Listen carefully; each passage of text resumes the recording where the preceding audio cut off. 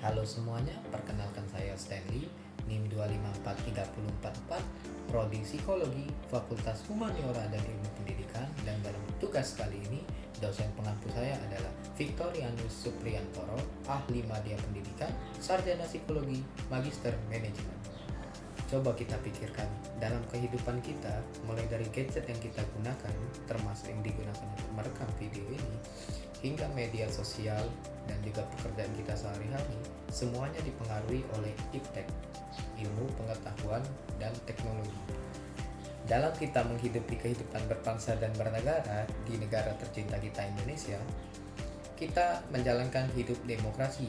Lantas bagaimana demokrasi mengambil peran dan bagaimana iptek mengambil peran di dalam demokrasi? Apakah kedua kekuatan ini bisa berjalan secara beriringan atau malah iptek akan mengambil alih? Atau malah demokrasi tidak bisa menyesuaikan dengan iptek? Itu adalah apa yang akan kita bahas pada kesempatan kali ini. Pertama, mari kita lihat sisi positifnya. Iptek adalah sebuah alat yang bisa kita gunakan untuk menyatukan orang-orang yang terpaut oleh jarak, sehingga dimanapun mereka berada dan siapapun mereka semua bisa berpendapat selagi ada internet, selagi ada gadget. Nah, melalui hal ini kita dapat mengatakan bahwa peran utama iptek dalam demokrasi adalah transparansi, juga sebagai katalis positif, di mana iptek bisa mendorong agar semua orang dapat bersuara terlepas jarak, dan iptek mendorong agar semua orang dapat mengetahui informasi terlepas apakah mereka sedang berada di tempat tersebut atau tidak. Iptek juga dapat meningkatkan akuntabilitas pemerintah apabila iptek digunakan untuk e-government atau pemerintahan secara online, di mana pemerintah dapat menunjukkan data kinerja, juga penggunaan anggaran, kemudian menunjukkan apa yang sedang diusahakan selama ini melalui media sosial, sehingga orang-orang pun dapat mengetahui apa sebenarnya yang sedang berkembang di negara ini.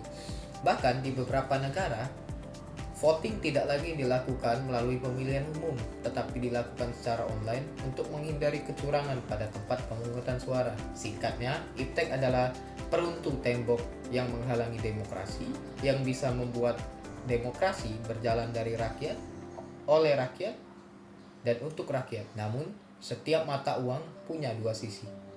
Di satu sisi, iptek memang bisa mendorong perkembangan demokrasi, tetapi di sisi lain, iptek itu sendiri dapat mengancam kebebasan dalam berdemokrasi. Hal pertama yang dapat kita hadapi sebagai masalah adalah filter bubble atau algoritma, di mana algoritma ini hanya akan menunjukkan apa yang ingin kita lihat, apa yang kita sukai. Bisa terjadi bias di sana karena semakin kita mencari suatu hal, maka semakin sering hal tersebut muncul.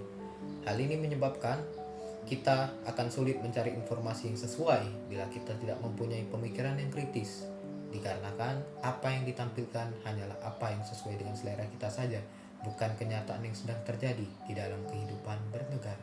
Yang kedua, ada isu manipulasi dan cyber security, di mana seperti yang kita bisa tahu bahwa di zaman ini penggunaan AI atau artificial intelligence, juga penggunaan media sosial dapat menyebarkan data, di mana data dari visual kita, wajah, sidik jari, dan hal-hal lain bisa saja digunakan untuk manipulasi.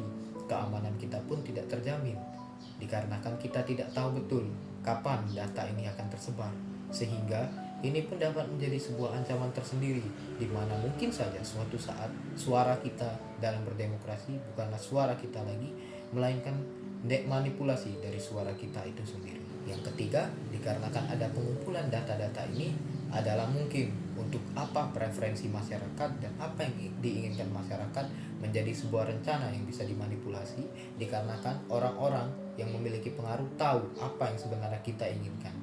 Lantas, apa jawaban dari masalah ini? Jawabannya adalah peran kita sebagai warga negara. Kita harus berpikir kritis, kita harus meningkatkan literasi, dan kita harus tahu apa yang mestinya kita lakukan. Pertama, ada proses literasi dan verifikasi.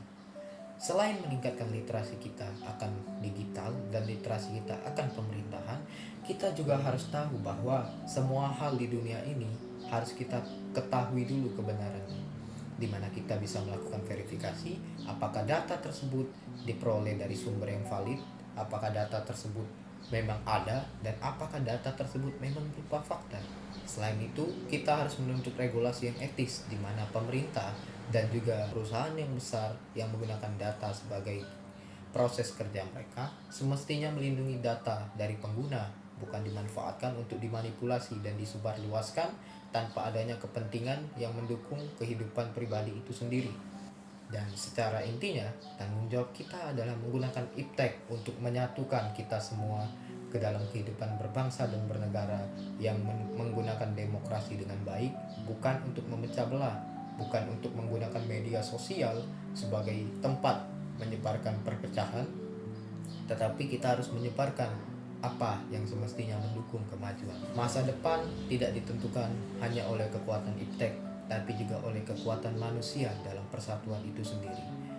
Dengan kita bersatu, dengan kita tidak terpecah belah melalui isu, dan dengan bisa terus menjalankan Bhinneka Tunggal Ika sebagai masyarakat Indonesia, apapun data yang disebarluaskan, apapun masalah yang diperoleh, dan apapun perkembangan iptek ke depannya, kita semestinya tahu bahwa kita adalah satu dan bukan semestinya terpecah belah. Jadi, bagaimana sekarang? Apakah Anda masih berpikir iptek hanya memecah belah bangsa? Atau Anda hanya berpikir iptek sangat bermanfaat tanpa ada risiko sampingnya?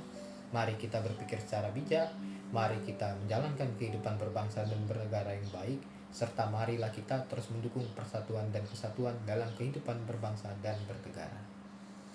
Saya Stanley, terima kasih.